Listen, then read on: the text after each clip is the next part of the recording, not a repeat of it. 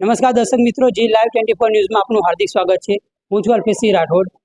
આજે ભારતમાં સ્વાતંત્ર્ય દિવસની ઘણી બધી જગ્યા પર દરેક જગ્યા પર શાળાઓ, સરકારી અધિકારી કચેરીઓમાં ઉજવણી થઈ રહી છે। ત્યારે પંચમહાલ જિલ્લાના કાલોલ તાલુકાના ખંડેવાડ ગામે રાષ્ટ્રીય જે આપણે સ્વતંત્રતા દિવસની ઉજવણી છે તેની ઉજવણી થઈ ગઈ છે। જેમાં આજે મામલતદાર શ્રી વી એ પટેલ સાહેબે ધ્વજવંદન કર્યું। તો આવો એમની સાથે આપણે વાત કરીએ, આજનો દિવસ એમને કેવો રહ્યો અને આગલા જે આવનાર પેઢી જે યુવાનો છે તેમને શું સંદેશો આપવા માંગે છે। આજે 80મા સ્વાતંત્ર્ય દિવસની ખંડેવાડ પ્રાથમિક શાળા અને પંચાયતના પટાંગણમાં ઉજવણી કરવામાં આવી હતી। આ સમગ્ર કાર્યક્રમ દરમિયાન બાળકો દ્વારા, શાળાના સ્ટાફ દ્વારા, ગ્રામજનો દ્વારા અને પદાધિકારીઓ દ્વારા ખૂબ જ ઉત્સાહ સાથે ભાગ લેવામાં આવ્યો હતો।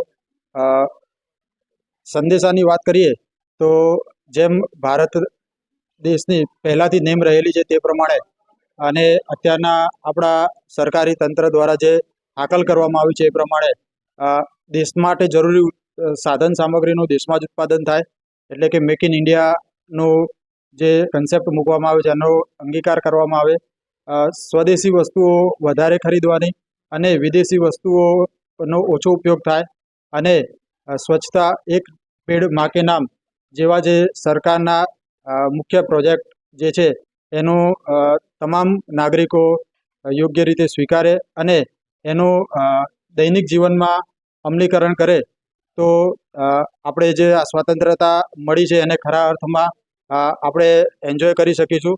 ખૂબ ખૂબ આભાર।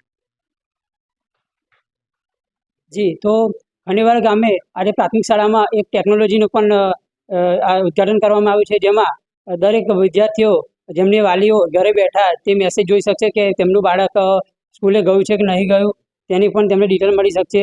મૌખિક રીતે ટેસ્ટ આપી શકશે, તેનું પ્રમાણપત્ર પણ મેળવી શકશે, જેનું આચાર્યશ્રી દ્વારા તેનું સંબોધન કરવામાં આવ્યું અને તેની ટૂંકમાં અને સમજણ આપવામાં આવી હતી।